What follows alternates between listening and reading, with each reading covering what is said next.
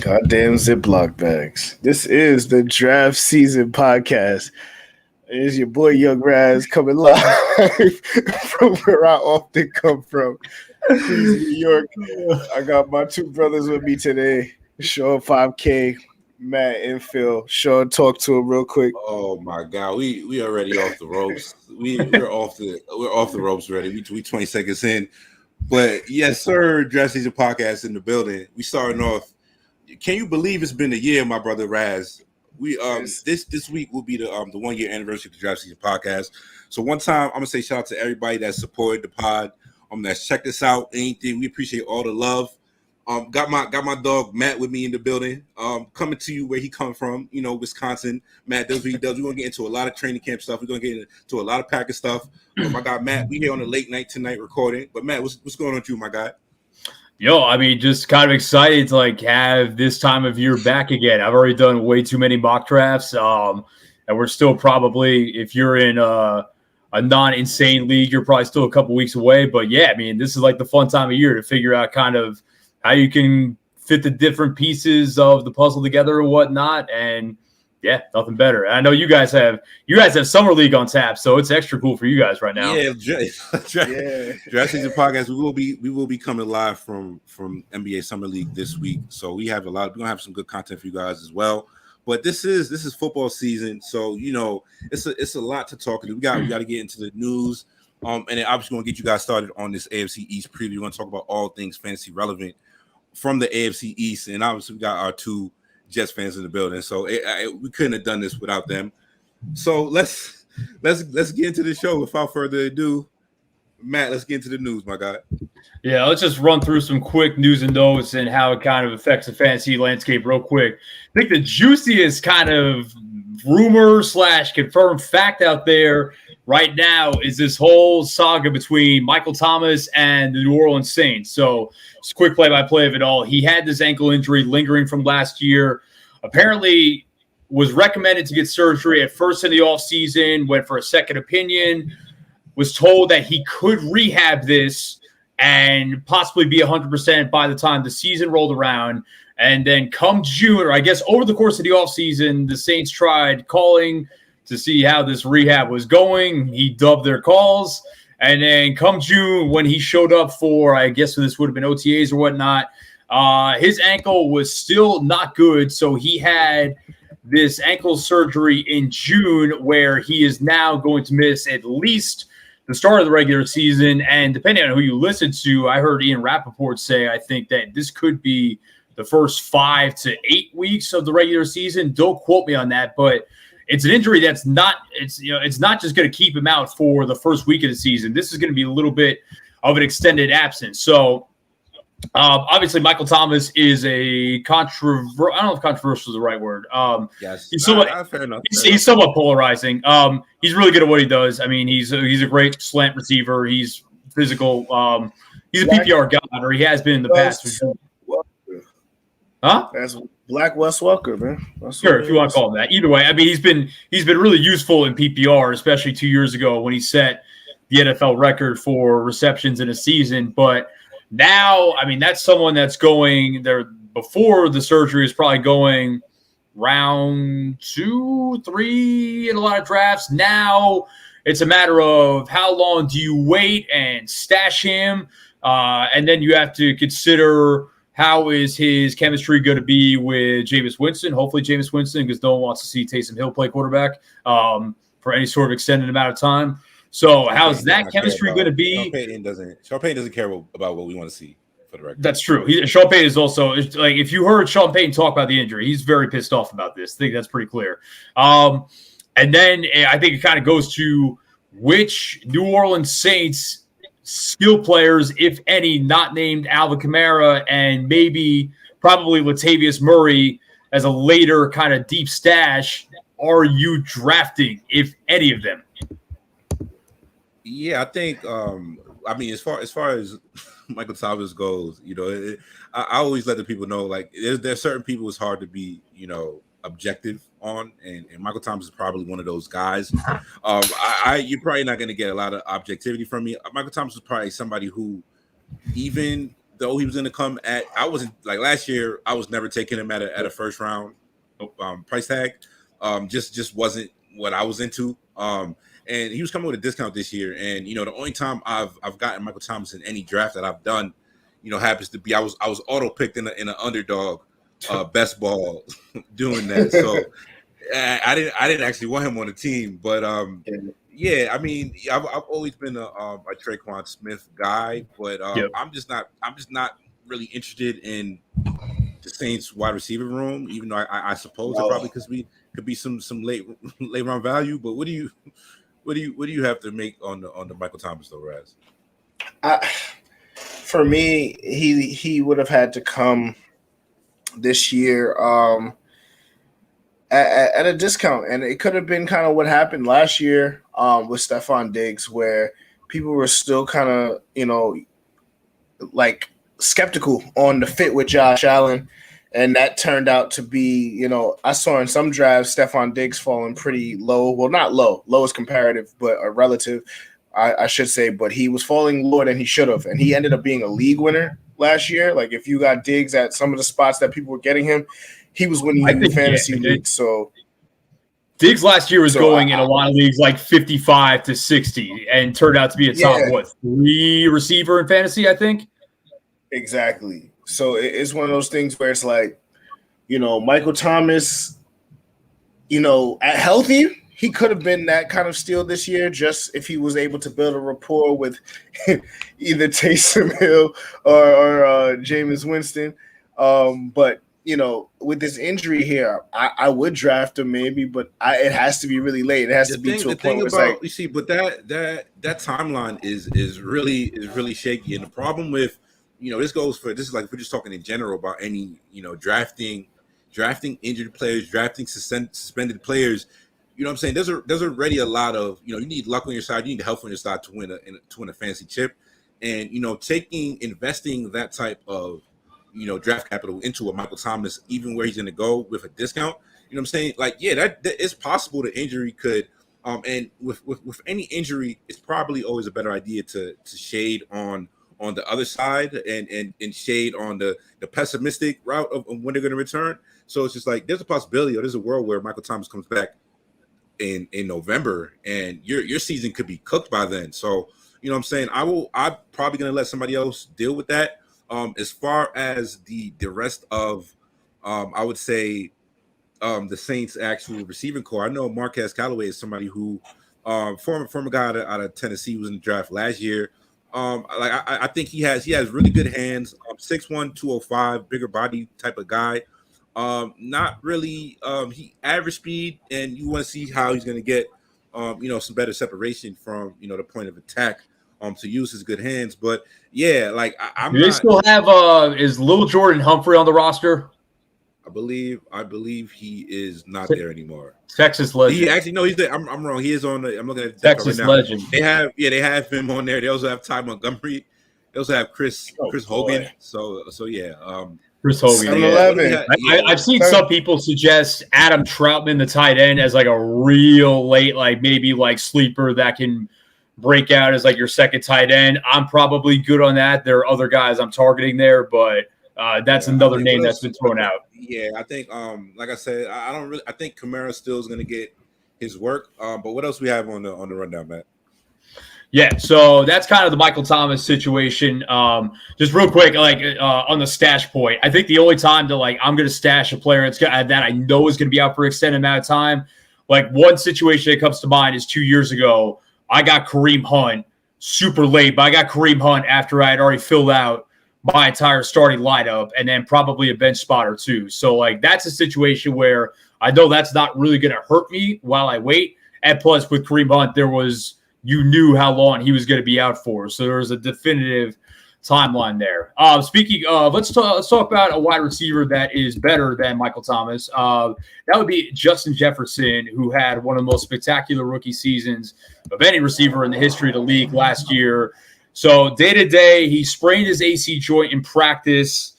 Looked worse at first. There were a couple of kind of grainy videos of the incident that came out. But I don't think that this is anything that should affect his draft stock. if he is there at the right price, and the right price is going to be pretty early for him, you should definitely draft Justin Jefferson because he's really, really freaking good. And that is with Captain Kirk, anti-vax Kirk playing quarterback. So, as long as if Justin Jefferson, go ahead. Get well soon, Justin Jefferson. I think he should be good early to go in the season. But yeah, I think he avoided major injury. So I think I don't think there's much else to say. Obviously, I think even I don't think if he's out, I don't know how much more value Adam Thielen would get. I think probably like some of the secondary guys over there. Maybe I think that probably I think Irv Smith's value, who probably can give you like he really interesting sleeper this year. Somebody to keep an eye out on your late end tight end darts. But yeah, I don't think it actually changes the situation too much. So I know another thing, Raz, we want to talk about. The Athletics Vic Tyler Tedford reports Brian Edwards consistently been running with the first team ahead of John Brown at Raiders camp. So obviously we know John Brown signed a 1-year deal over the offseason. And people thought he was going to be the replacement for Nelson Aguilar. So I mean, Raz, we know you are resident South Carolina Gamecocks fan on this pod. So what are you projecting from Brian Edwards this season in general? I mean, he coming out, last year, we had that on wax. I said he can run routes, he makes great catches, he's pretty physical. I was upset with the place he went to. I'm not the biggest of Gruden guys, has been noted here. But I think what it comes down to this year is that if his quarterback can put the ball where it needs to be, Brian Edwards can stand to have wide receiver 3 probably value on your team this year, like where he's not going to lead your receiving course, but he's never going to be the reason you lost the game. I could see him, around 70 catches, if 700, 800 yards, if he's rolling right.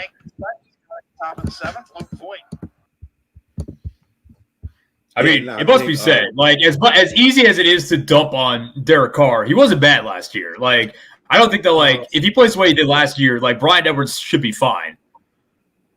Derek Carr is not a bad quarterback. There's nothing spectacular about Derek Carr. No. But like the way he played last year can support a Brian Edwards value season at where he's going.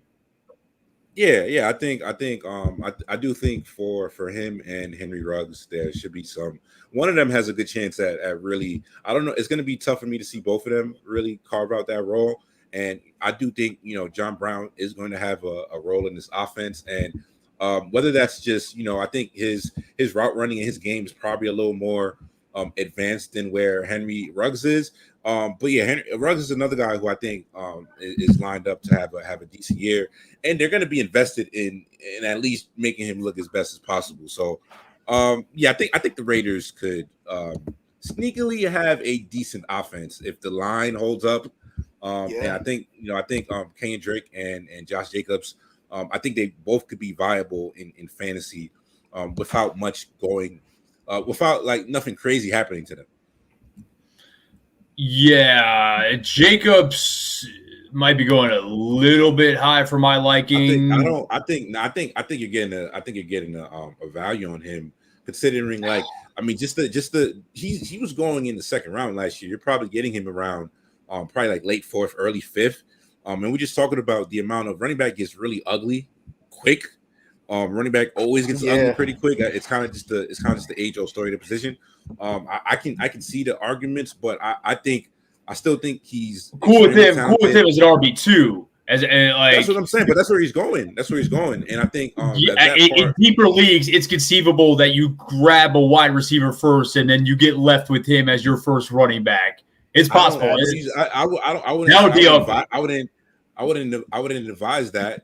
No, I wouldn't advise that at all. But I think Josh Jacobs also, I don't think we've seen the best season from him yet. So I do think, I still do think there's upside in there.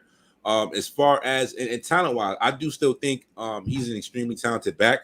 And we can play these games about the situations not being perfect, and we talk about this a lot. Like, no, everybody is sharing a backfield for the most part. Most running backs are sharing a backfield.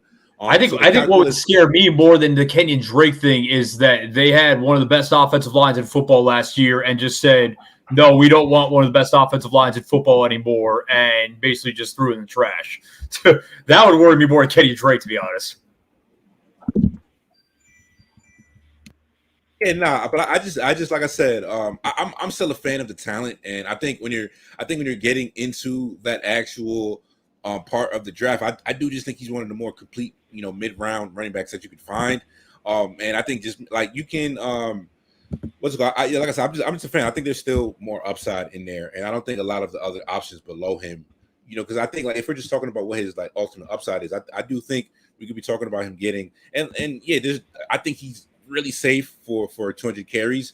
And I think as well, he can catch the ball at the backfield. And I think even with Kenyon Drake's presence there, I still do think there's a possibility to where sometimes I feel like sometimes our standards are a little higher. And whenever I look at running back points per game, it's always way uglier than you think it is. So like it might be an ugly outcome for him, but I still think like him returning a top 15, top 20 season is still drafting him at his floor. So I don't think he's going to be, like a dynamite to your draft if you're taking him there.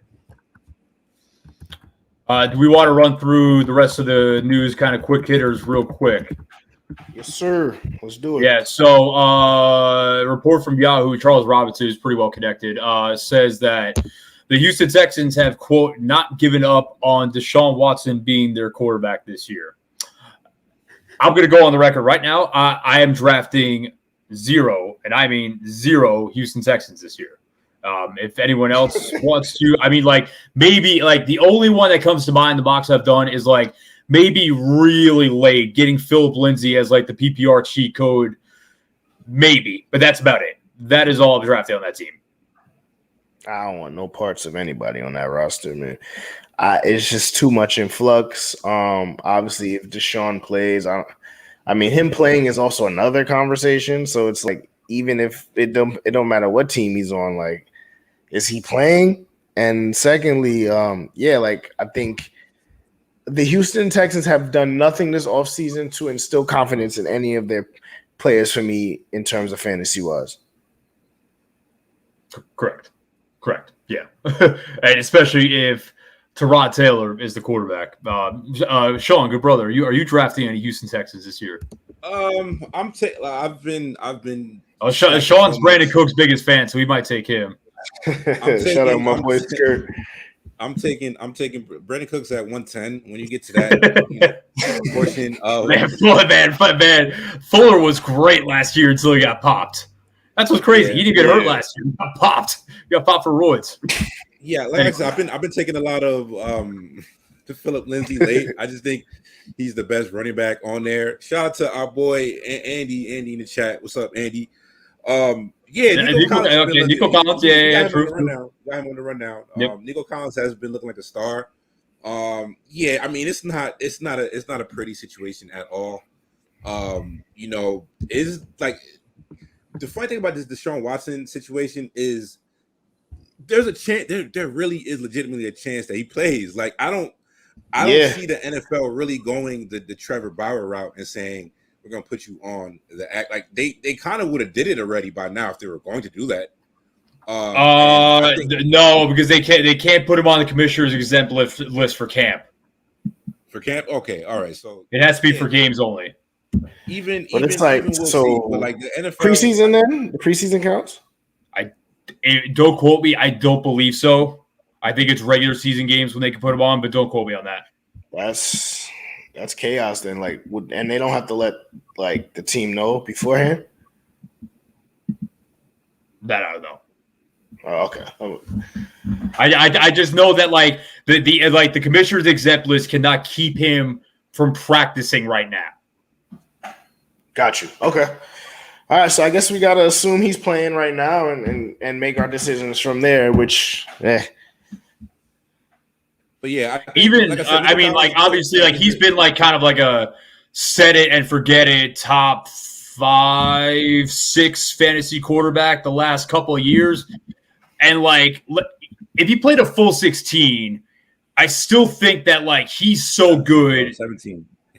17. Yeah, we literally just had this conversation too. If he plays a full 17, I think he's so good and he can make so many things happen just by himself, especially with his legs, that like a top 10 to 12 finish is still like probably like realistic.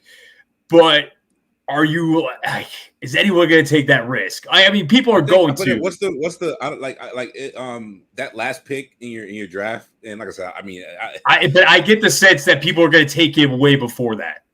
I don't, but all right. So right now, I will pull up. I'm gonna have the fantasy football calculator. He's 132. So if you're talking in like 10 and 12 team leagues, you know what I'm saying, which is probably the depth of league where you probably want to take that shot for a last pick.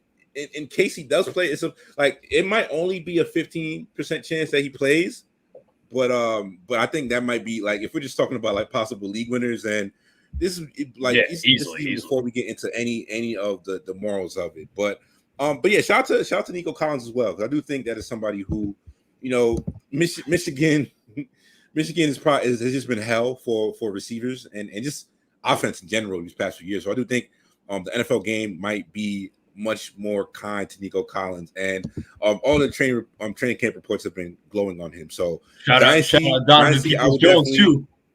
Dynasty, I would definitely say keep an eye out on him. What else we have on the rundown before we get into this AFC stuff? I said, yo, shout out Donovan Peoples-Jones too on the subject of Michigan receivers about to blow up in the NFL. He was good for the Browns last year. Trust me. I've got him inside the huddle, ready to go. Packers. I mean, so I don't know. Do you have anything you want to bounce off me? I mean, what have you just seen from Packers camp? I guess Matt. In terms of Packer insider Matt Enfield, by the way. Yeah, our Packers insider Matt Enfield. What have you seen from Packers training camp? How is the divorce going? You know, this is the Packers are basically it's reaching that point where, you know, the parents are just staying together for the kids. You know what I'm saying? There's not a lot of love in the household. Zero you know love. What I'm saying? Nah, but like they make sure they have dinner tonight once a week. You know what I'm saying? That's what the Packers are right now. I think that not to gloat, but I think that I came on here right after the original Schefter report came out about the conflict, and I said I think Rodgers is going to be the week 1 starter. And the reason I said that, and I think is the main reason he came back, is that his beef is not with anyone inside that locker room. His beef is solely with Brian Gutekunst, the general manager, Russ Ball, who's kind of the salary cap guru, and Mark Murphy, who's the president and CEO. But within the walls of that locker room, I mean, he loves Matt LaFleur. He loves Nathaniel Hackett, the offense coordinator. And for all the national narratives about how terrible of a teammate he is and has been for a while, a lot of teammates in that locker room seem to really, really like him and are extremely happy that he's back. The on-the-field stuff, I mean, I'm sure you guys have seen the videos of him throwing the ball to the net from 60 yards out. I mean, he's fine. Devontae Adams has actually had a couple of weird drops so far in camp, and he had one at, if you guys know what Family Night is, it's like practice in front of Lambeau Field. That was on Saturday. Devontae had a weird drop on Saturday that ended up in a Darnell Savage interception, but in reading some people who have been on the Packers beat much, much longer than I have, apparently Devontae has a lot of these weird drops to start training camp, and then the regular season rolls around, and he's the best receiver in football. That was littered on his tape a lot early, and you don't see a lot of it lately. But yeah, there was a lot of but yeah, I don't feel like there's much to make out there. I think the last news point before we do get into our AFC East preview, the Giants, the big off-season signing, Kenny Golladay. Kenny go all day, my guy. But yeah, he hamstring injury. Those tissue injuries with him again. They reports that he's probably going to miss 2 or 3 weeks. And just taking it cautious. I would just say I love the value of Kenny Golladay, but he is one of these guys that can't stay healthy in general. So it is something to watch, and I do think more than poor performance could probably make that contract look bad or look like an overpay, which, I feel like some people did say they paid too much for him, but I think, in free agency, sometimes you have to pay a little more to get your guy. But like the upgrade in skill for him is huge. But yeah, I do think him staying on the field is pretty big towards seeing that next step from Daniel Jones, and especially with somebody like a Daniel Jones who I'm still I still think the jury is out. I do think it's not all bad with Daniel Jones, and I do think he's shown you enough flashes. The flashes have been really good, and the bad has been really bad. But in terms of one thing that Daniel Jones really excelled at is the deep ball, and having somebody like having somebody like Kenny Galladay is huge towards that. I actually have a stat here. Daniel Jones was actually one of the most effective deep passers in the NFL last year, ranking second only to Deshaun Watson. Pardon. He completed 46.2% of his passes, 25 yards down the field, and that was among the best in the league. Like I said, second Deshaun Watson. So just something to watch. Not necessarily a great sign that he's having these issues early in camp. But yeah, man, I do think we can get into this preview. So we're talking about the AFC East. Obviously, Thomas Brady left. Brady is out of there, and actually the Bills came through. Won the division last year. So, which team would you guys like to start on in general? We can start with the Bills. Let's start. They are the defending, reigning division champs. We can get into them. This is year 4 for Josh Allen. Yep, year 4. Yep. Just got paid. Okay, just got a hefty bag. He said he's not worried about it. It's gonna work itself out. It worked itself out. So yeah, Josh Allen's development is something that has been sort of one of those things that you were very polarized on him when he came out. You were either he's a bust or he might be the greatest thing we've ever seen. He got into the right system with the coaching, and I think they are playing to his strengths and putting the necessary tools around him to win with weapons, line, and then a defense that's also hard-nosed. So this is a team that in theory should be the favorites to win the division again. One thing that's probably standing in their way is anti-vaxxers, but I think this team, they are the easy money to win this division. The offense is potent. That Diggs and Allen connection is something I didn't see being so good so quick. Running back, running back is one of those things where they have two backs. I do think they underwhelmed in fantasy for me last year.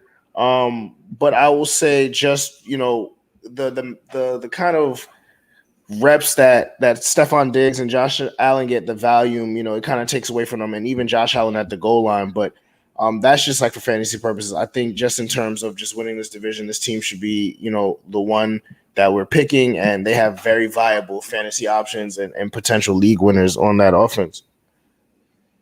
Yeah, I mean they're a legit Super Bowl contender. I mean, like I don't think anyone would say anyone other than Kansas City is the favorite in the AFC. But I mean, if you told me that Buffalo is going to the Super Bowl this year, I would not be all that surprised. I guess the kind of depressing thing about Josh Allen's development is last couple of years, especially last 2 years, you were getting him at pretty nice discounts for the fantasy value that he was providing, because even going into his sophomore year, when he was far from the player that he became last year, the narratives around him and his, I guess, erraticness throwing the ball clouded how good of a fantasy player he was, because his rushing floor by itself made him a pretty easy top 10 quarterback. And that was before he figured out how to become a top 5 quarterback and a bona fide MVP guy. So, I mean, how many quarterbacks are you guys taking before him this year? It's probably Patrick Mahomes, and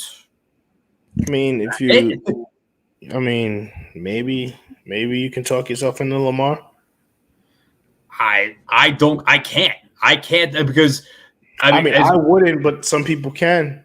You'd have to be really high on what the Ravens could do throwing the ball this year. Got him some receivers, right? Yeah. I mean, you're the one that said that Rashad Bateman was going to be blocking the wing T for the last couple of months. So I just didn't know that you were that high on the Ravens passing game. But I will not pick. I'm just saying people will make that argument. I don't think it's a far-fetched discussion. But okay, in most people's minds, he is QB2, no?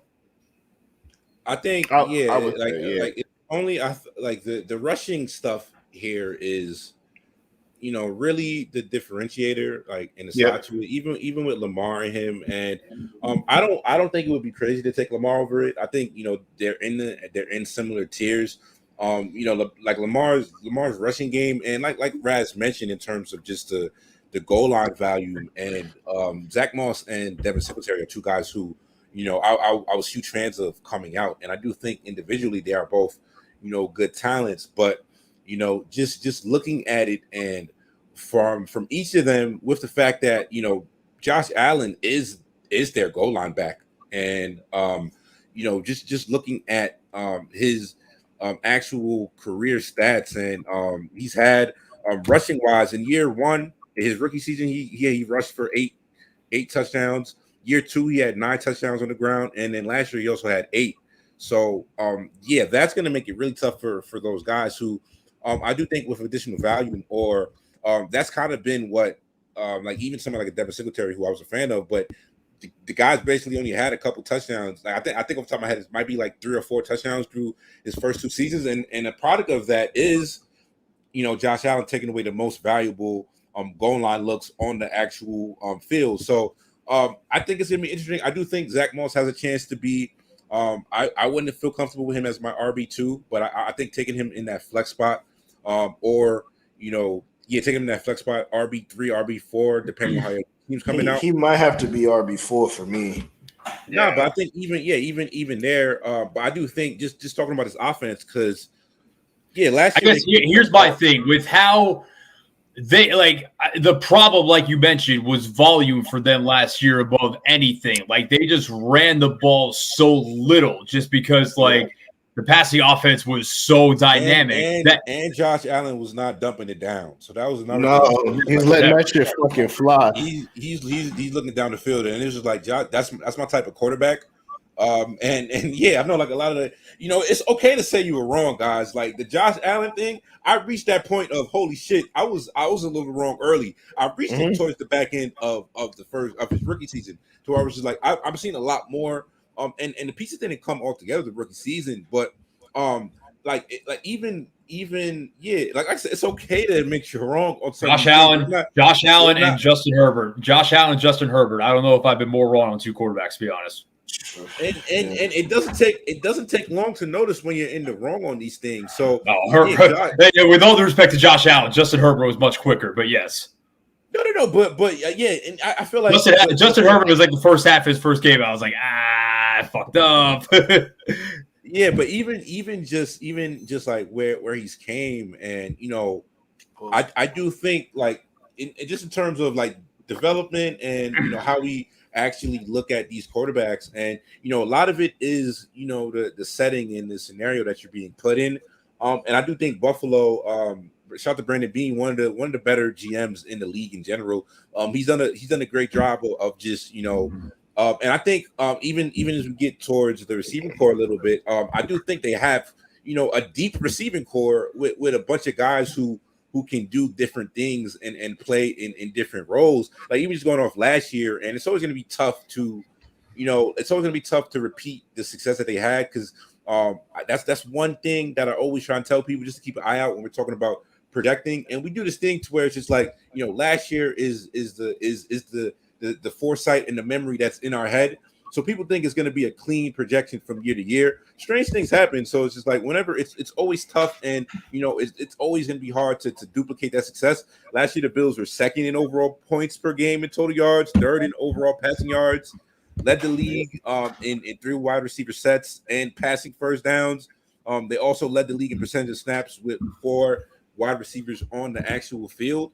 So that's another thing to where I do think when we talk about the receiving core, Raz, you said a lot of people weren't on the Stephon Diggs thing last year. Not I. You know what I'm saying? I think people just slept on how good of a receiver Stephon Diggs was. That guy is always open, literally. Yeah. Always open, and having that type of receiver that can beat press coverage, that can get open in the slot, that one of the, I would say, like a top 3 route runner in the league at worst is Stephon Diggs. So I just think and even talking about the receiving core, because I think a couple guys who I would love to get Matt's opinion on this. Shout out to my guy Gabriel Davis. Even somebody like Cole Beasley, we can make all the anti-vax jokes, but Cole Beasley was money in the bank last year. PPR God. PPR God. Yeah, he was perfect. He was perfect in that role for them. And his development with Josh Allen was amazing. Emmanuel Sanders is not washed up. People are looking at him as if he is an afterthought. Emmanuel Sanders can play, man. Emmanuel Sanders, like when I actually went back and took a look at what he put on tape last year, he's not washed up. And Emmanuel Sanders, Emmanuel Sanders on his best day was better than Cole Beasley.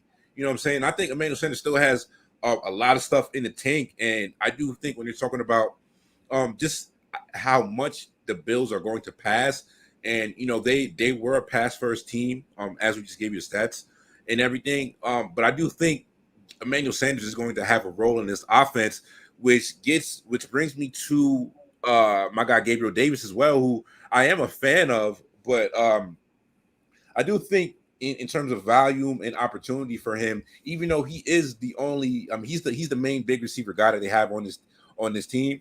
I also shout out to Isaiah Hodgins, another kid that they drafted last year in the 6th round, big body wideout, pretty good ball skills, I would say.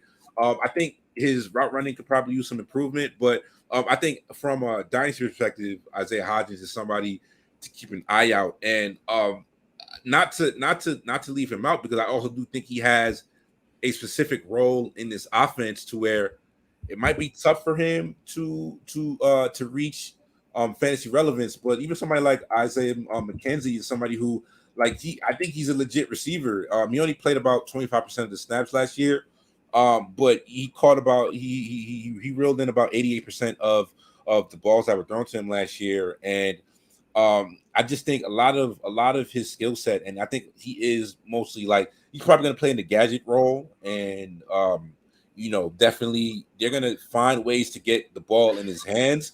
So I think it's a pretty interesting receiving core, and something that is probably one of the deeper ones. So Matt, I guess Matt and Raz, what do you guys make of and Stephon Diggs? Amazing, take him. Back in 1st round, early 2nd round. Money in the bank. You won't regret that one. But for the rest of these guys, what do you guys make of the other Bills running wide receivers? I mean, Beasley, other than his fascination with not being vaxxed. I mean, if he's healthy and available, and his terrible raps. Yeah, I mean, sure, we don't need to even discuss that. I think that's somebody that he was very reliable last year. Very reliable. There would be times where I would try to outthink myself, like, nah, is he gonna do this again? And I would sit him, and he went out there and he was a reliable set of points that you could count on last season, and he has that trust with Josh Allen, and I don't see why that would have went away this year.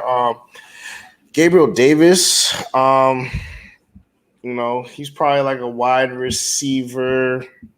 Probably like 4 or 5-ish. Probably. Yeah, he's like average draft, probably like in between 55 to like 60-ish or somewhere around there.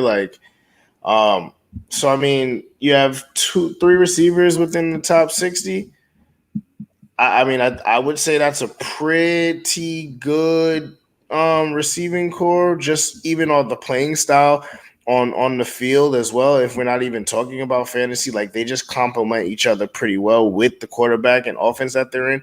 So I mean, I think leading with those first two, Cole and Stephon Diggs, those are pretty safe bet. Obviously, Diggs is a wide receiver 1, and you could argue, depending on the year, that Cole could be a 2, but you would be very happy with him as your flex player. Yeah, so I think Emmanuel Sanders might end up having a better season, and I think when we just think so? It might. I do. I think just in general, I think Emmanuel Sanders was always better than Cole Beasley. No, yeah, he's better. I don't know. That's what I'm saying. And he's gonna. And Emmanuel Sanders can play. Is he better? Is he better in that role with Josh Allen right now, though? I think he's like the chemistry is not there, but it's like Emmanuel Sanders is such a good route runner, and a lot of the post Peyton Manning era when he was in Denver, and even like we saw him really get good chemistry when he was playing with Drew Brees. So it's just like I do think his skill set is translatable.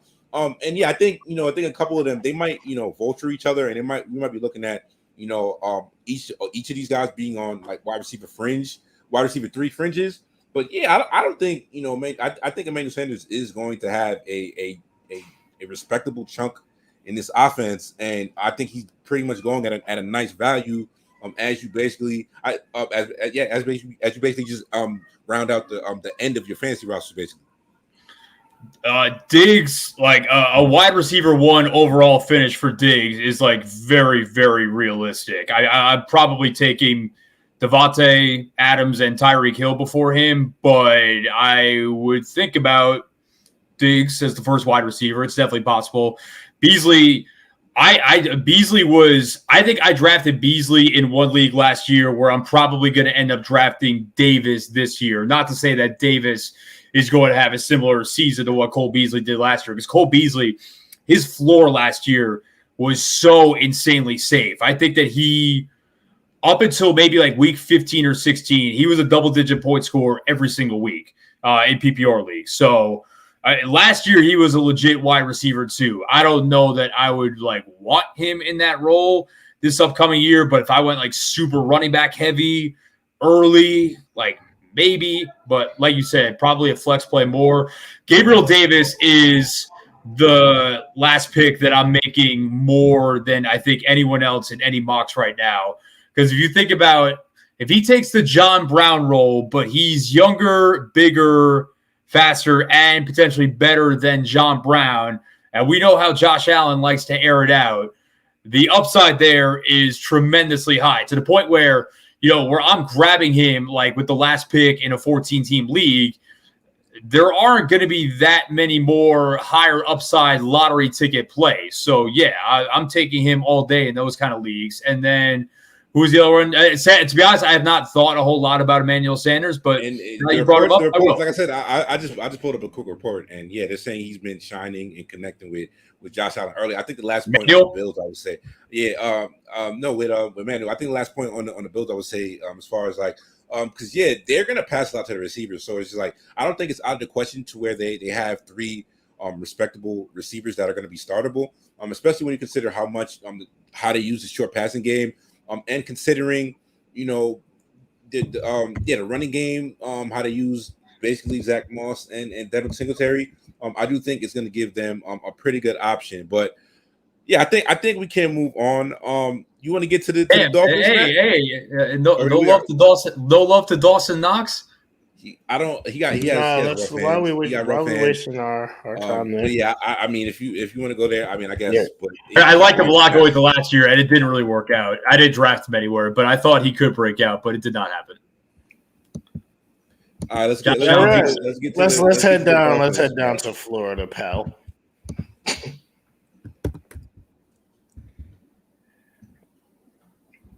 Fucking Dolphins? Yes, sir. Okay, so interesting team. I think it's got the chance to be a good team. They probably should have made the playoffs last year, but the aforementioned Buffalo Bills and Josh Allen sent Tua and the Dolphins to their heavenly fathers week 17 in a pretty embarrassing route where Tua was really, really bad. But I think Brian Flores is pretty universally regarded as one of the best young coaches in the NFL, one of the only seemingly Belichick tree coaches that has paid immediate dividends. And obviously their main goal this offseason was to get Tua Tagovailoa some real weapons after last year, where he, other than Devontae Parker, Mike Gesicki, and Myles Gaskin, he didn't really have everything that you would necessarily want to give a young quarterback. So they have certainly accomplished that in this offseason. So we'll break down every position a little bit more in depth, but a quick rundown. Obviously, Tua at QB, Myles Gaskin as what we think is the feature back, although Salvon Ahmed, I believe is his name, out of Washington, maybe vultures a little bit of that work as well. He was decent when Gaskin was hurt last year. They went out and also signed the aforementioned, often injured, one-time PED user Will Fuller, who will miss the first game of the season as he serves the last game of his suspension that he was handed out the last 5 weeks of last year. Obviously, the big draft pick in the first round, Jalen Waddle, who is one of the fastest human beings alive out of Alabama. I think I saw a stat the other day. I think Jalen Waddle averaged 43 yards a touchdown catch at Bama, which just seems preposterous. Devontae Parker is still there. And then at tight end, you have the feature, Mike Gesicki out of Penn State, who showed some real nice flashes last year. And I think his backup is Adam Shaheen, who is also someone who said that he is not going to let the NFL coerce him into getting vaccinated. So make of that what you will. So I think, obviously, the cog to this entire operation is, does Tua take the step forward that a lot of people – I wouldn't even say a lot of people. I would say, does he take the step forward that maybe 50% of observers think he will? Or does he kind of continue some of the bad tendencies that he showed for a lot of last season when he did play? Obviously, last year, he was coming off that devastating hip injury that he suffered his senior year at Bama, and that was his first action since then. And they were not exactly confident letting him close out games when he was shaky. They brought in Ryan Fitzpatrick like he was, I was going to say Mariano Rivera, but that would be very disrespectful to Mariano Rivera. Let's go with Armando Benitez, shall we say, another New York closer of times past. But Billy Wagner. Really, if Tua takes a step forward that he potentially can, then everyone else's value should skyrocket. And Sean, I know you are still a big believer in Tua. I love Tua coming out of college before the injury. I'm lower on him now, but I know that you are still a believer. Talk to us about why. I mean, I think from one thing I just hate the avalanche of takes. And like I said, the NFL is unpredictable as fuck. So whenever we get into these lock and step, narratives that people, that like Tua is basically just like a shit prospect now, which is basically what a lot of people are just dismissing him as a total prospect. And like from what I saw from Tua last year is definitely I do think physically, like you mentioned the Justin Herbert thing, but like, we just talking about like the measurables and, does he look like, this new age, like, these new age quarterbacks? Like Justin Herbert looks like it. Like he's huge, got the rocket arm, and Tua doesn't have, like he's not. And I think physically, and I mentioned this before on the pod, but yeah, physically is where he really looked like he did not belong. At least I would say. So I think for a lot of those plays, a lot of the decisiveness that we saw from him at Alabama, I do think really that was the problem that he did, or that a problem that he had for Tua in general. I don't think his problem is really throwing in a clean pocket. I think he might lack some of the off-platform stuff that people really want from their quarterbacks. But when it just comes down to his drop back game, and I do think he still showed a lot of the precise passing. I do think that the Dolphins had the training wheels on him for a lot of the rookie season. But for good reason, and they had a really good defense that kept them in games, and they didn't need Tua to really win them games. And like you said, he was throwing to not great receivers at all. Preston Williams got hurt. Devontae Parker was in and out of the lineup. Jakeem Grant was probably his Albert Wilson. Albert Wilson and was hurt last year for a good stretch. So I do think really Tua. One thing I think just the skill set and matching him up with the receivers that he's now going to have. I do think Tua is definitely in play for. I think this might be the best buy low opportunity for him going forward. I do think Tua is not as bad as people are shitting on him, and even like the stats don't look great. But yeah, like I know they benched him a couple times mid-season, and I do think he still ended up with about 11 touchdowns to 5 interception, touchdown to interception ratio. So it wasn't necessarily like horrendous his time on the field, but I do expect Tua to take another step, and I think another year away from the actual, away from the hip injury that he had. I do think he's going to look much more ready. And I do think from Yeah, I think like Jalen Waddle, the connection that those two had in college, and Jalen Waddle showed what he was able to do even the year after with Mac Jones, and Jalen Waddle is somebody who's able to create separation at the point of attack. You're not really it's hard to get hands on that guy. When you talk about yak guys and just speedy guys, I do think in terms of just a precision, timing based, getting the ball out there pretty quick. I do think Tua actually this offense is much more well suited for Tua. So I mean, and I don't think anything I just said was controversial or anything. And I'm just not changing my complete my outlook and what I saw from Tua. And if you had Tua as your QB1 coming out, and let's just take everybody has to take the L on Justin Herbert. You know what I'm saying? So but even looking at guys like a me, Tua, I gotta take the L.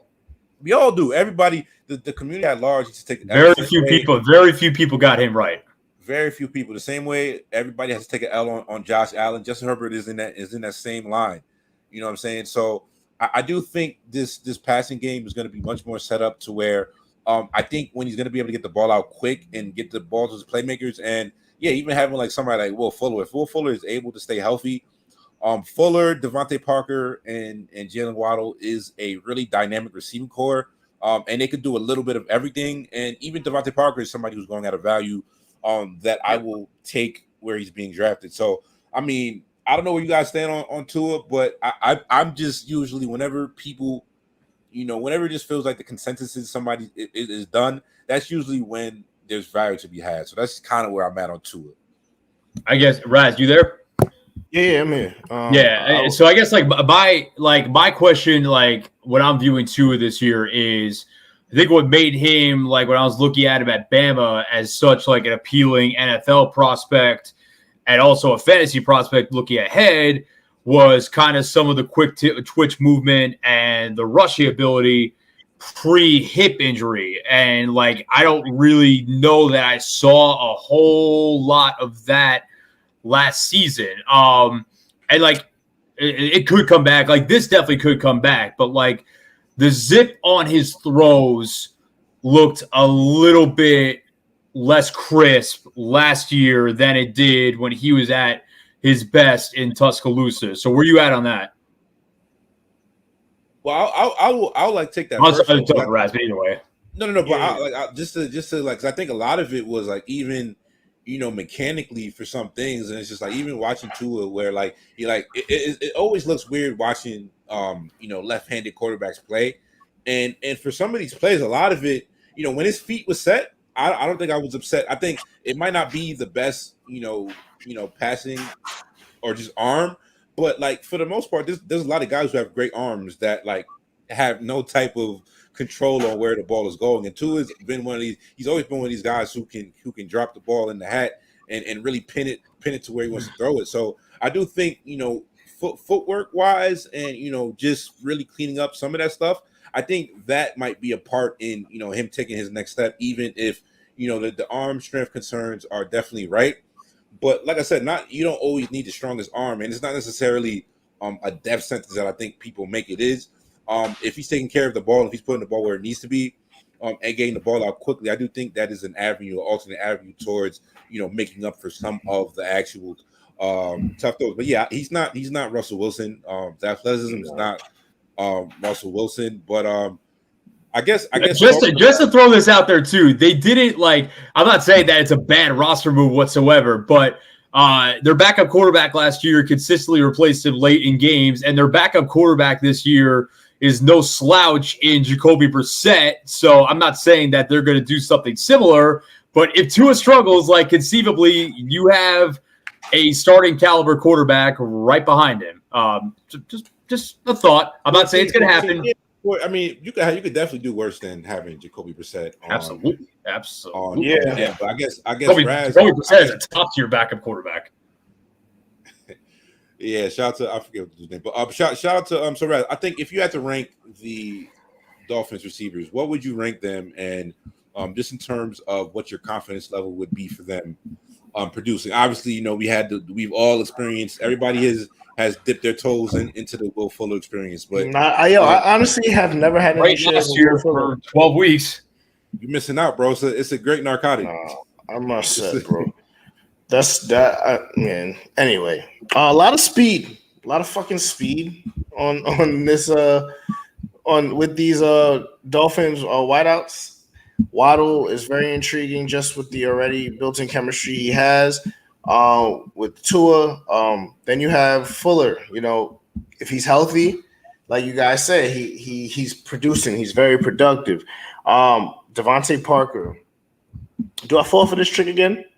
He's good, Like, man. I love Devontae this year. I think he's going way too low this year. You know what I'm saying? Like, it's always tough to where it's just like it's hard. And whenever I tell people this, like, you don't want to. It's impossible in general, but you don't really necessarily want to, ding guys for past performances too much. To where it's just like, yeah, like those first couple years of Devontae Parker were rough, and sometimes it's hard to really get past that stigma for certain guys, especially when they hurt you. But I think the last couple of years he's been damn pretty good, solid, and that's with inconsistent quarterback play that time. Yeah, if he's my wide receiver 3 this year with where he's going, I'd be really happy. I think. Yeah, I mean, I think he's good, and it's just like I feel like I'm always drafting him, waiting for that big breakout year that hasn't happened yet. So I think that's kind of where my trepidation comes from it. But in terms of like the skill position players for the Dolphins, I think I would lean wide out before I go running back here. That's just me.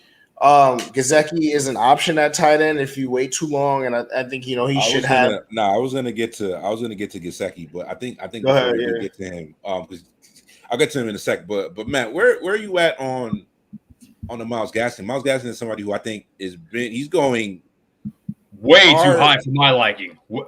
He's going top of 38th overall, fourth, the top of the second. Yeah, he's going like early fourth round. Just from a and this is when I get to just in general that like the more we play fantasy football, I'm starting to feel like an old head because like PPR, I think it's just like ruining like how we really value these running backs. And I think Myles Gaskin I don't think he's a bad running back. I think he's when you talk about I think he's closer to being a league average running back, which is not a bad thing at all. Volume wise, I think he can run 4 yards a carry, 4 yards a pop last year, which will get the job done. And out the backfield, I do think he was pretty. He's pretty swift coming out of the backfield, no pun intended. And he can actually like he makes good route. They that running back option route out of the backfield for him is something that was really it was a good play for them, and he was always able to create some separation on those plays. I just have a hard time seeing. I mean, we didn't mention him earlier, but Malcolm Brown is a part of this backfield, and I think and like even like he was a part of it's always funny. I think these guys are like fantasy owners are going to roll their eyes at somebody like Malcolm Brown, and for good reason. It's not sexy and it's not anything to really. It's not a pick that you're gonna that you're going to gloat about at any time. But, just from a real life football perspective, I do think like coaches are going to trust that guy for short yardage. I do think he's going to be a part of that offense. And even I do think he might be lined up to get a lot of goal line work as well. We saw they use him a lot. Sean McVay used him. Sean McVay, what I'm saying? Like Sean McVay it took him a while to really like. Well, for a couple of years, Malcolm Brown had the flash in the pan the first 3 weeks. We're like, oh shit, like is this like the breakout, or like is Sean McVay really going to use him? And then inevitably, whether it was Cam Akers last year or Darrell Henderson or whatever, he eventually went to the wayside eventually. But I mean, he has a role in that offense. And like, if I'm looking at Myles Gaskin, I'm looking at I don't think he's an every down back. I think that Malcolm Brown and Salvin Ahmed are both going to have roles in that offense. And a lot of the PPR value that he had last year, I think, is going to be taken away because they added Will Fuller and Jalen Waddle. So, like, if you look at, like, around where he's going, so Fantasy Pros has him at RB22, but, like, the two backs ahead of him, Josh Jacobs and Darrell Henderson, I am taking way, way, way before I'm taking Myles Gaskin. And even some of the guys behind him, Kareem Hunt, Mike Davis, Travis Etienne, I would take a couple of those guys before I would take Myles Gaskin where he's going, to be honest. So I'm kind of out on him unless the value is terrific. Yeah, I think volume-wise, he might be able to put up a really nice season. But as we get, I think I think there's a possibility that he falls into more of the timeshare, which could really, like, if you're drafting him at the top of the 4th round, that could get a little messy. And just from I do think when we're talking about there is going to be other it's basically like just the fuck it pile, which is basically the RB2 RB3 pile, which is where when you get like lower towards like the 70s and 80s, there are other options of guys who they might not have the receiving work, but even I think staying with Mike Gesicki, because Mike Gesicki is somebody who I do think has some. I think his last couple of years he's gotten 89 and 85 targets, 51 and 53 receptions in each year's, 5 touchdowns in 2019, 6 touchdowns in 2020. Former high school basketball player. He looked like he's really athletic. You know what? So one of my good friends from college is best friends with Gesicki, and Gesicki's best high school sport was basketball, volleyball. Was it?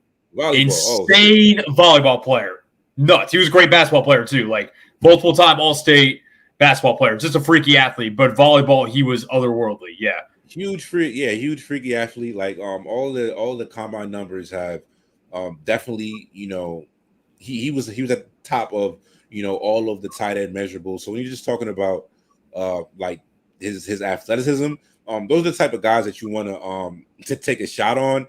Currently ADP of 155, and I believe that's tight end.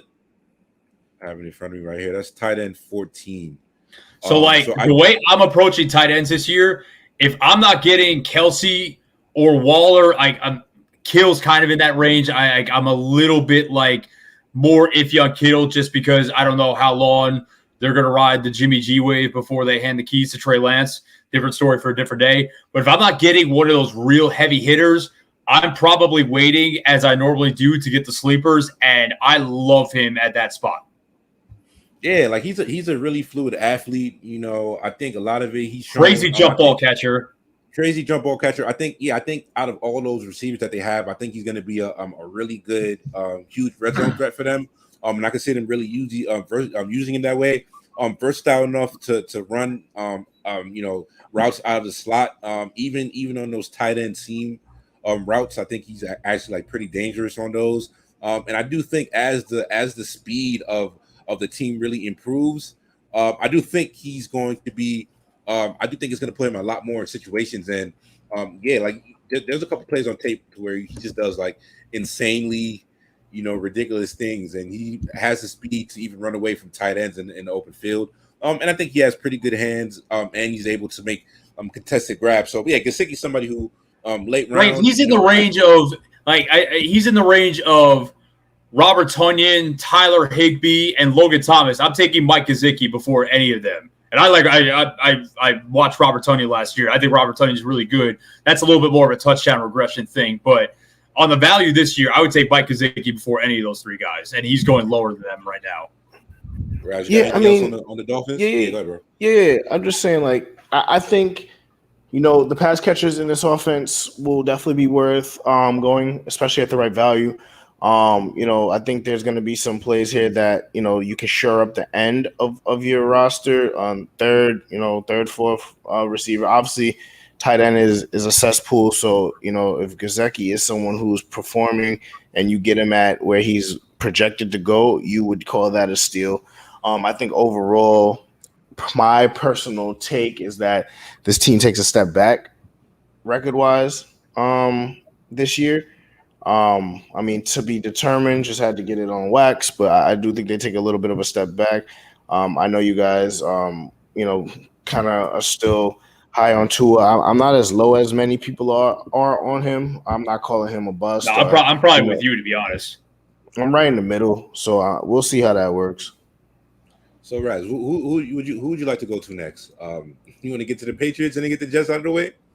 Yeah, we can go to the Patriots. We don't have to, labor here. We will, but we don't have to. Just say it. But the Patriots. Yeah, go ahead, Raz. No, you can do it. Go ahead. All right, so It's not. It's this one. We could do this one pretty quick. Patriots went 7-9 last year. 27th in points per game and total yards. 30th in passing yards. 31st in passing touchdowns. Cam was pretty rough last season. I'm kind of just post-COVID. Must be said. I'm kind of just. I don't think he was as bad as he showed last year. And like I do think if he is finally healthy, like you said, I do think. Cam, there's a world, is it, something that's, lower probability? Probably, but I do think there's a world where he can hold a job for the full year. It does seem like Belichick is, pretty, it seems like Belichick is a fan of Cam. I don't think he would have brought him back if he wasn't. And I do think Cam's going to get a good chance. So I think if he's performing, he's going to get a chance. Obviously, they took McCorkle Jones out of Bama in the first round. Damian Harris as well. Is this going to be the, I think a lot of people say stay away from Patriots running backs. I do think when you get to, that running back 3 range, I don't mind taking Damian Harris. He's going in the 7th round. I'd rather have Damian Harris than the aforementioned Myles Gaskin at that price. James White is always there. Maybe, yeah. Sony Michel, obviously, that just, Pepto-Bismol all-star. And then they brought in Nelson Aguilar. Jacoby Myers set a record for the most targets with a touchdown last season. So he might just have some, positive progression. Who else was in that receiving corps last year? Who was it? Demir Bird. Is he still on the team? It was ugly. It was really ugly. I'm not sure about that. South Carolina, obviously, Jonnu Smith, who is somebody who Hunter Henry. Jonnu Smith's going in the 11th round. I will take some Jonnu Smith. I do think he is, probably going to be the most talented pass catcher on this team. So when it really comes to him, I do think he's going to have I think they're going to manufacture catches with him. And Hunter Henry, I'm just like he's hurt already. Is he? He is hurt already. He's hurt already. I don't think it's anything major, but Raz, what do you like? Who do you see can probably give some value on this Patriots team? Because we can't. Whenever we we can't just dismiss teams and say there's not going to be fancy value there. Because I think that's the wrong way, to analyze it. In period. So looking at this roster, just volume purpose, there's going to be touches there. What do you see as best case scenario for some of these guys? I mean, Jonnu Smith, if you're getting him as tight end 16. With what he's done in the past when healthy, especially on those Titan teams, I think that's just incredible value. Belichick loves tight ends. So that's something that, we know he went double tight again. So it's one of those things where he loves the tight ends. He loves the versatility of having those big bodies out there blocking, catching, and doing all of that. So it's one of those things where Jonnu has the talent. He has the athleticism.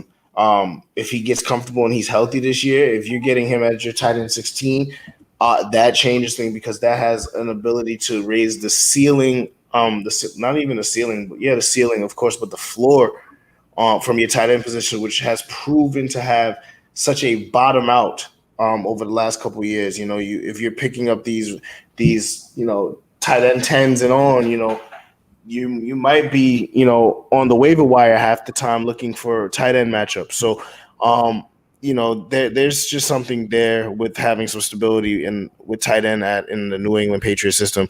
Nelson Aguilar, wasn't bad last year. He remembered how to catch last year. Yeah, not bad. He was good. That was it. He remembered how to catch last year. So, depends on which Cam shows up. We could see some Nelson Aguilar value. I mean, and even if McCorkle gets in, maybe that becomes just a kind of relationship there. So my big,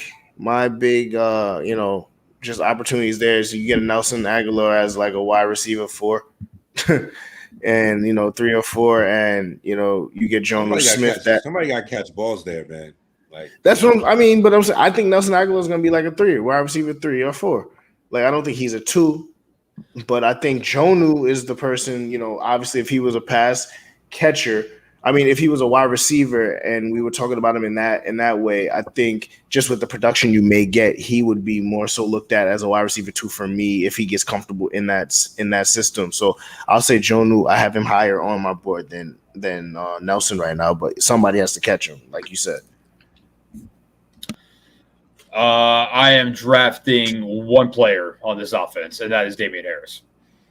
I think Damian Harris is like legitimately talented, probably like one of the most talented running backs that they've had in recent memory. I mean, if there's any more that come to mind, I mean, obviously he's better than Sony Michel, and I mean James White is a PPR cheat code, or was at least with Tom Brady. But I think Damian Harris, like where he's going, and if either Cam struggles throwing the ball again, or they put in Mac Jones and they want to use the running game as a safety blanket for the rookie quarterback, then I think Damian Harris is going to provide pretty good value. And he showed some real flashes last year that, don't get me wrong, like if Damian Harris is like your RB2, you're in a whole world of trouble. But as like an RB3 flex guy, yeah, like going around like 90th or wherever he is at, like, yeah, I could definitely roll with that. The rest of the pass catchers, like, I'm going to be honest, like, I really rooted, like, as much as I despise the Patriots as a lifelong Jets fan, I really want to see Cam Newton succeed last year for a number of reasons. But until I see some proof that like last season was an aberration, because like I get like the thought that there might be a little bit of a bounce back, but like for calling a spade, he was really shitty last year. And like he tanked 2 of my fantasy seasons by himself, basically. And like there were no pass catchers in that offense that you really wanted. So I get that Jonnu Smith and Hunter Henry are much better than Ryan Izzo and Matt LaCrosse at tight end, and maybe that makes Cam better this year, but it's just one of those things. Until I see it, I'm not really a believer at the moment. I don't. This is another one. Like Jacoby Myers. Like I think Jacoby Myers can play, but I don't hate Jacoby Myers, but like I mean, like he has 122 receptions without a touchdown in his career. I just don't know what the upside is there. This is not anything like that's. Like I don't think he's a bad receiver. But Jacoby Funchess, Raz. He's not. He's not Funchess, man. That's Julio. That's too far. Come on, man. Come on. We got. But yeah, I do think I don't think his offense can be as bad as it was last year. And I kind of just think in terms of like if Cam is able to show some type of respectability, or and even I don't know if like what makes you say that though? What makes you say that they're going to be better? I don't think they could be as bad as they were last year. I mean, maybe they can. That's probably fair. That's probably fair. No, but like I said, even when we talk, I'd like to see it. Even that's just where I'm at. None of these guys, even Cam, to where it's just like, you know, last year was such a topsy-turvy season, like COVID, like, and it, you know, like I know we do this thing to where like Cam looked really bad after the COVID thing, and it's just like, does that excuse it? Not really. And I'm not even saying it's an excuse for his performance, but he wasn't bad before he got hurt, and like before he left with COVID. You know, he was showing signs of being able to be respectable. The Seattle Sunday night game, week 2, I thought I drafted a league winner. So it's just like if he gives you 70% of that, that's respectable. And I think even 70% of that player is probably enough to keep, you know, Mac Jones on the bench all season. To if Cam's playing at that level, considering how Bill Belichick works. But yeah, I think we can move on to the New York Jets. So yes, Raz and Matt, take it away, fellas. I mean, you got it. Yeah. New York, very fast planes. A smooth 2-14 last year. We all remember it. We all were there. No need to gloss over that. Sam Darnold is gone. We have a new head coach, a leader of men. This is we are here. We're going to be shameless right now. To provide some optimism to our green and white fans. So, you know, Adam Gase is gone. So everybody's fantasy value has increased, you know, just at least 5 spots with him being out the building. So we'll start there.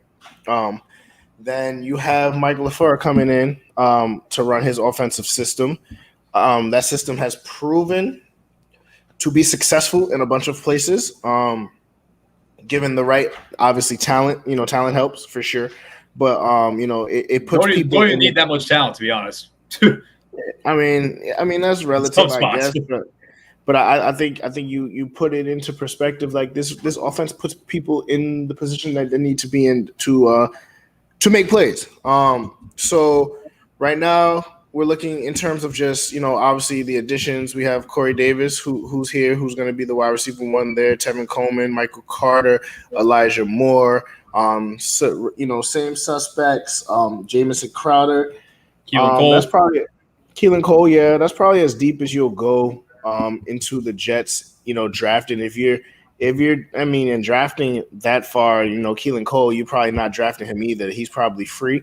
I think if you are getting deeper than that, you're a lunatic and you just are donating money at that point.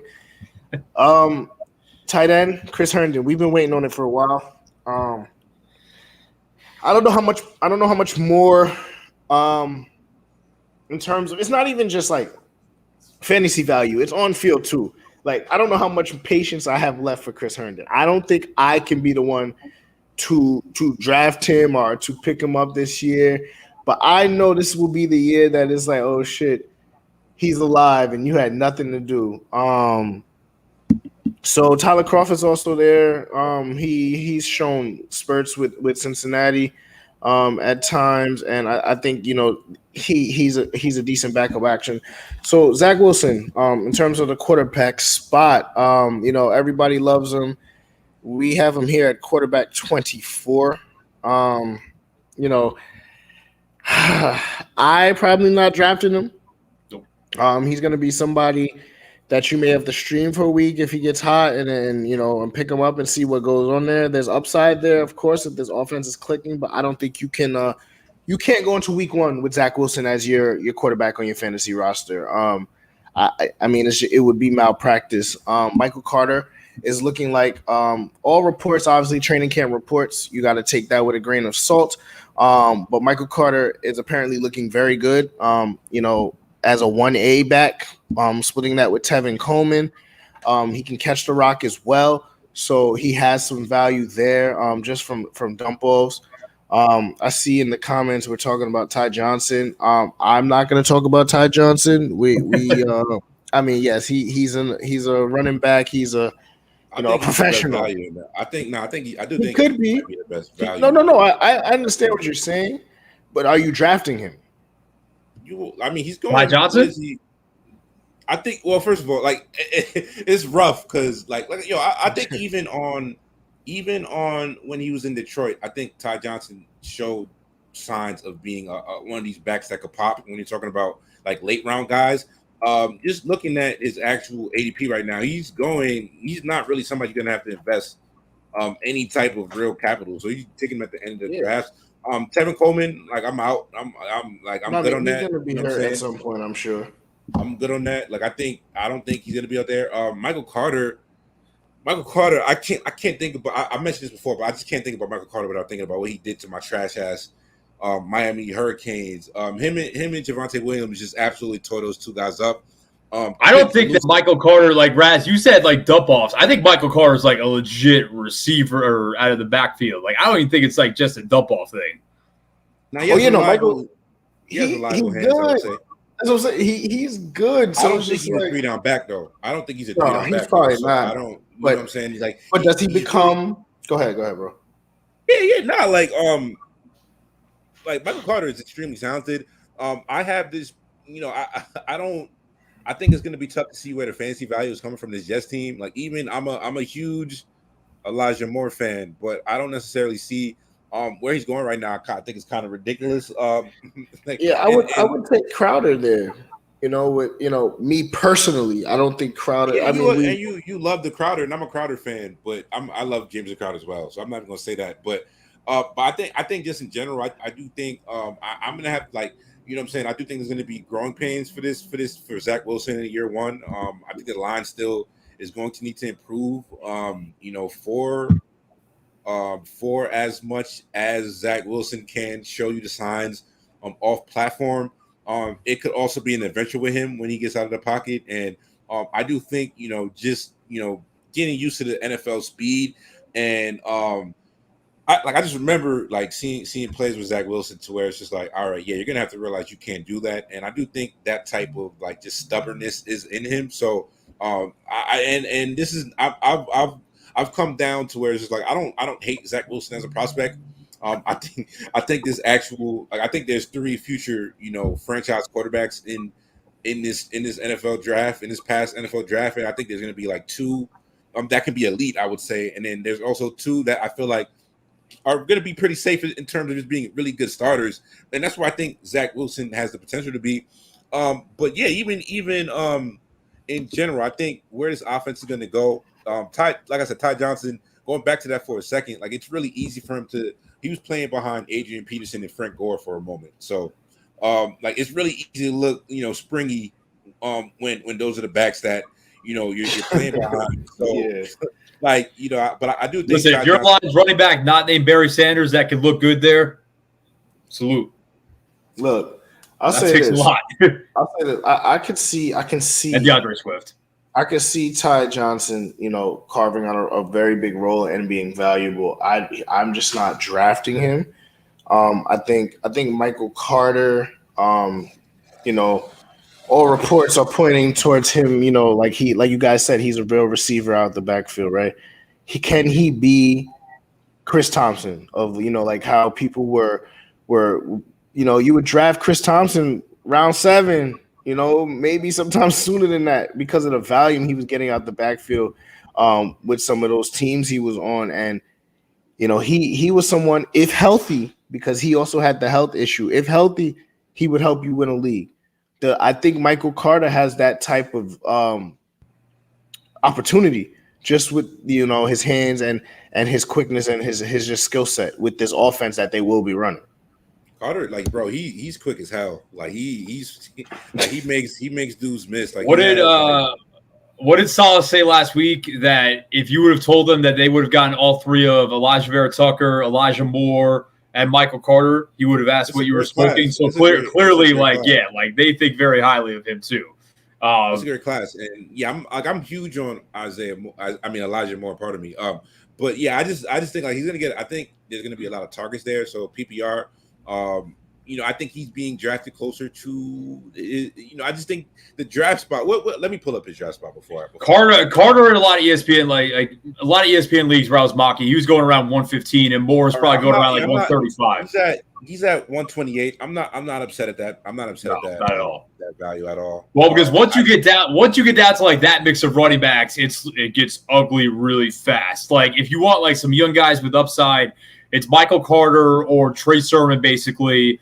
And then you're in the mix with like Leonard Fournette, David Johnson, Zach Moss, Ronald Jones, Ronald Jones is someone who I like a lot, like in that kind of range. But yeah, especially if you have, like, I think the Jets, honestly, like it's more interesting to kind of talk about where those 3 guys, Wilson, Carter, and Moore, are going in dynasty leagues, because that's where the real value is going to eventually come down the road. I'll draft Carter this year as like an RB4. I'll probably draft Elijah Moore in some leagues. I'm not drafting Zach Wilson.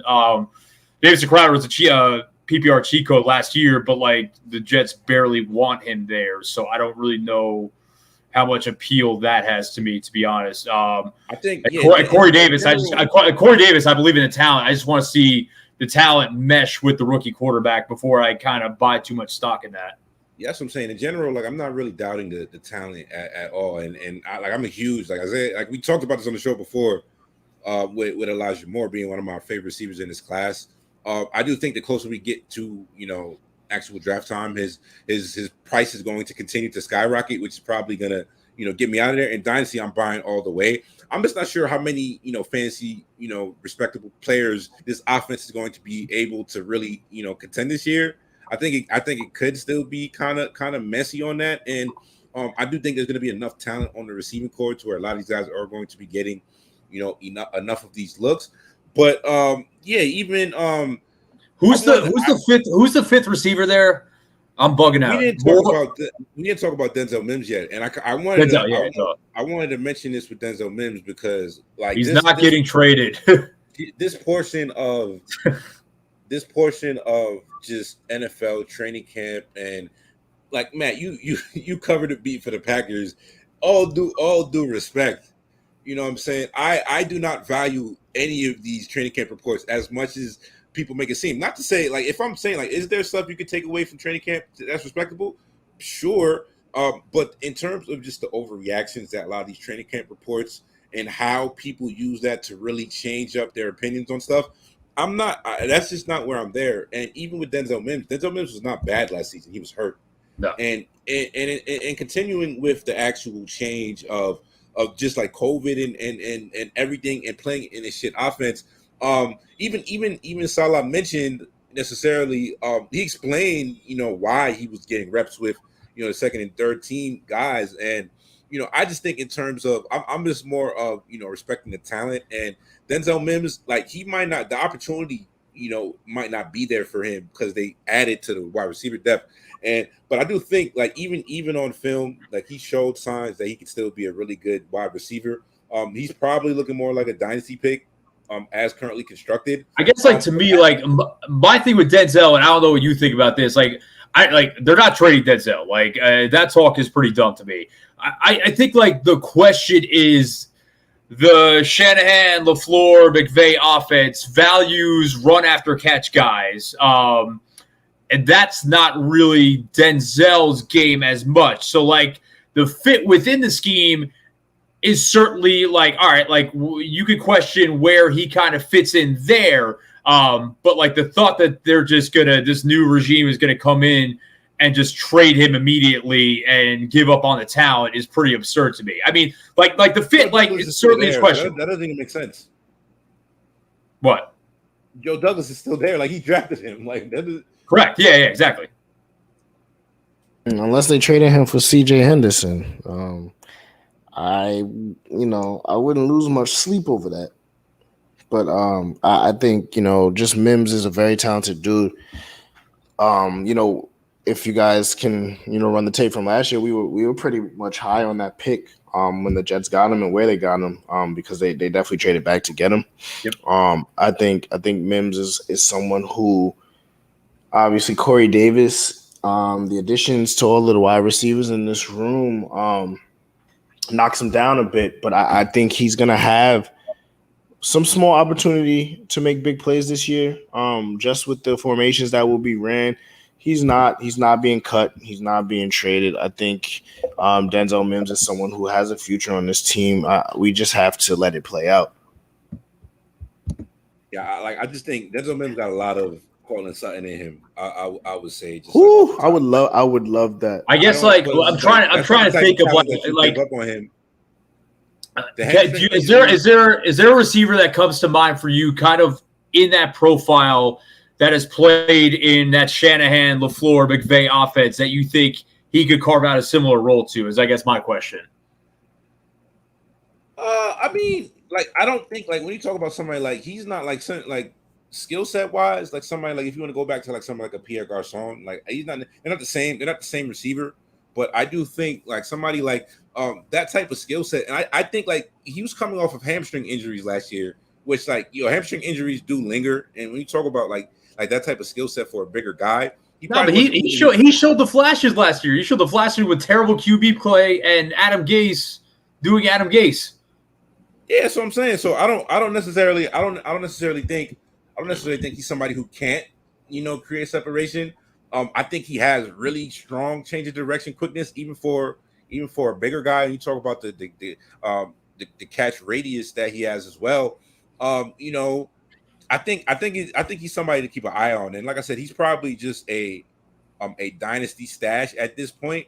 And like I said, my bigger question is, and Matt, you guys are my witnesses when it comes to just like me and Joe Douglas having a similar taste in just wide receiver guys, because I love all the like even down to Keelan Cole, Jamison Crowder, Corey Davis, like all these are all guys that I love. Elijah Moore is one of my favorite receivers in this class. I'm just unsure about like how valuable the offense is gonna bring, but I do think the Jets offense is just the most talented offense they've had in a while, in a very long time. And like I said, it's crazy that they actually have a surplus of to somebody like a Denzel Mims, who is still extremely talented. You want to compare? No, Joe Douglas deserves all the credit in the world because the Jets the last 5 years have probably had 3 or 4 of the worst wide receiver rooms I've ever seen watching football. And this year they have 5 legitimately talented dudes playing the position. So Joe Douglas deserves an enormous amount of credit for that. And compare Mims to guys like Chase Claypool or even Michael Pittman. I think he stands up talent wise on his own right. So yeah, that just really bothered me. Like, no shouts out to Rich Cimini. I just hate, like, yeah, I just feel like there's a lot of, you know, when it just comes to they said our guy Vincent was going to be playing over Denzel Mims, and I promise that ain't happening.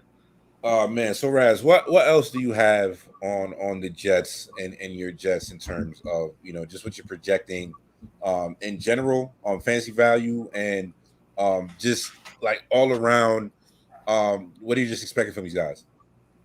I think fantasy wise, it's going to be about finding the 1 or 2 players on the Jets and riding those hot hands. And I think the rest of the Jet, skill players will be matchup pickups for bye weeks and looking for someone who can help you just get through a week and steal a win that you shouldn't have with one of your big guns out.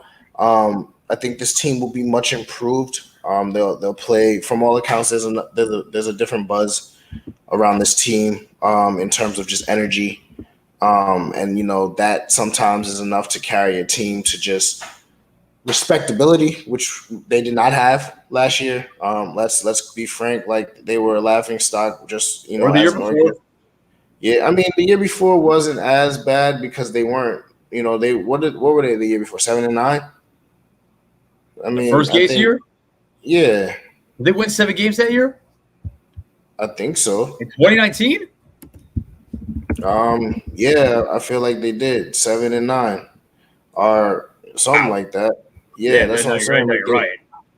Like it was that first year they went 7-9. Oh, that's right. Yeah. They got hot at the end of the year. Yeah, they did not respect themselves the first 10 weeks of the season, and then caught fire out of nowhere. Yeah, you're right. Yeah, so I think it's one of those things where this team is. We have to, obviously, it's literally just all training camp right now. There's way too many moving parts and new parts to this team. In terms of from the head to the to the body of the team. I think we just have to see how this team is going to gel on the field. See obviously what a rookie quarterback is going to be capable of in this offense, and just look at the complementary players and who steps up and rises to the challenge. And like I said before, there's going to be 1 or 2 players on this team that can be solid roster additions that you keep on your team, and the other ones are going to be, I need this for this week and let's do it and rock out with it. My early projections would probably be Corey Davis and Michael Carter as those players. You may start to see as the season goes on, you might see someone like, aforementioned Ty Johnson or Elijah Moore sneak into that same kind of realm, but I think everybody else may be somebody you pick up. I think Crowder also has some value there to, just wide receiver 4-ish. Wide receiver 5 if you're feeling crazy. But I think this team is just going to be a better team. It may not show in the record, but I think you'll be able to see just with the play on the field. Just run behind Highway 77, baby. And Michael Carter will have value just from that. Yeah. What's your final thoughts on these Jets and this crop of? I think this conversation this time next year could be a lot different. I think there are going to be a lot of growing pains between a rookie quarterback, a first-time head coach. I'm a big believer in Robert Saleh, and especially the way that he can command a room in a locker room. Leader. I mean, it's his first. Go ahead. I said he's a leader of men. Yeah, for sure. I mean, he is the anti-Adam Gase. Never met him. He is the anti-Adam Gase in every conceivable way, shape, and form, which is amazing progress. But he is still a first-time head coach. Mike LaFleur is. They're going to be selling Mike. They're going to be selling the the little T-shirts that you wear with the undersleeve by the end of the year. Yeah, right? That's going to be definitely a thing in MetLife. I can guarantee that. To be honest, I don't really care about this team's record this year. If they win a bunch of games, cool, awesome. Obviously, I'm all for that. I want them to be competent. I want the offense to look like it schemes guys open. I want the young guys to look like they're legit players. And obviously, above anything, I want Zach Wilson to show tangible progress throughout the season. If they go 8-8 or 8-9, whatever, if they're around 500, but like Zach Wilson doesn't look like the guy, to me, that's an unsuccessful season. If they win 4 or 5 games and Zach Wilson looks like the franchise quarterback that we've longed for so long, then the season is a massive success in my books. I guess that's the perfect way to end it. So, I mean, like I said, I've lessened my stance on it, and I can still see him being respectable. But like, I guess just like final takes on, like, you know, just pondering and having, you know, the last couple months to sit on it, about where you guys are at with Zach Wilson as the face of the franchise going forward. I think the really punchable face of the franchise going forward. Yeah, I mean, I think he has a shot. I haven't felt, you know, I think before the season started, and you know, with the last couple of guys, I wasn't as in. I was out on Sam Darnold until that Detroit Lion game, and he roped me in for 2 to 3 years of bullshit after that. But I mean, maybe some of that wasn't his fault. Maybe it was. We'll see. Obviously, how that plays out in Carolina. But I think Zach Wilson, he has, you know, the livest arm we've had in a while. Just, you know, as a thrower of the football, the off-platform stuff, which is what everyone fell in love with about him. That is something that he possesses, and that, you know, holds great value. You know, mobile as well, a little bit of a gunslinger, but, you know, a little bit of the arrogance. I feel like his gunslinging isn't dumbfounded. Like he really feels he can do that, which will be bad at some point, until he realizes how the NFL works and, you know, how these defenses are schemed up. But I think he has all the intangibles, and all, you know, everybody around him, you know, is rallying around him so far. You know, from the veterans to the coaches to you know, even the other rookies saying like he's one of them guys. So I can only take, you know, what I hear right now, and I mean, we'll start to see as the preseason rolls on and as the season rolls on. But I feel a lot better than I did with the last couple of quarterbacks we've selected. I think the beautiful thing, it's kind of weird to say this as a beautiful thing, because as a Jets fan, you could only be pessimistic about quarterbacks. But the great thing about this situation is that, and we've talked about it like in our chats and whatnot, if Zach Wilson fails, it's going to be on Zach Wilson. It is not going to be because he is a cokehead head coach. It is not going to be because they didn't give him, the right surrounding pieces. Are we going on record with that? Like, fair enough. I'm kidding. Either way, he does not have Adam Gase as his head coach. It's not going to be because he didn't have the surrounding pieces around him. It's not going to be because the front office didn't give him competent coaching, offensive line, or any of those things. They have given him 5 legitimate wide receivers. They have given him one of the most promising left sides of the offensive line in the NFL. They have given him a creative offensive play caller, and the guy above him, who is one of the most respected people in the NFL, as his new head coach. The surroundings are there. You could pick apart Sam Darnold all you want.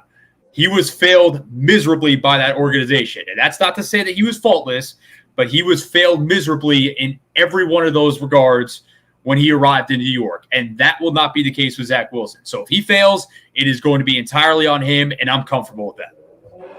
The Jets are going to be – they should be a respectable product this year, which is a lot more than you can say for, like, the past couple teams. So, you know, I think that's a pretty good starting point. But, yeah, man, I think we have about 98 minutes here, so I think we can wrap this up for today. Shout out to everybody rocking with us on the YouTube and the Periscope Draft Season Podcast. You know what I'm saying? We got a lot of content coming for you guys this week. Like we just said earlier, we will be reporting live from Summer League this week, so we're going to have some content for you guys coming soon. And additionally, we have more divisional previews and the positional previews coming to you guys shortly. So definitely stay on the lookout for that as well. So Raz, I mean, you can take us out of here, bro. What's the last thing on your mind, bro? Nothing. I mean, next time we link, we're gonna try and give the people one in person. You know, for the 1 year anniversary, we'll be out in Vegas, like we said. dipping our toe in basketball, dual sport this week. So be on the lookout for that. We're gonna touch back down with some more divisional previews and fantasy, and then we'll start getting into our rankings. Our big fantasy rankings, and rank those out for you guys ahead of your draft, as draft season will be approaching pretty soon. This year we got kind of lucky with that week off, in between the regular season and preseason, where all of the drafts will probably be happening. So I think, we'll get that content out for y'all. This has been the Draft Season Podcast. We got our boy Matt Infield, sign off, tell him where to find you at. Also Wisconsin and not Las Vegas. Have fun, fellas. As Matt _ Infield on Twitter. Is it? Yes, I don't know. Yeah. Twitter and the gram. Yep. Definitely go shout to Matt. Y'all see the podcast. We out of here, man.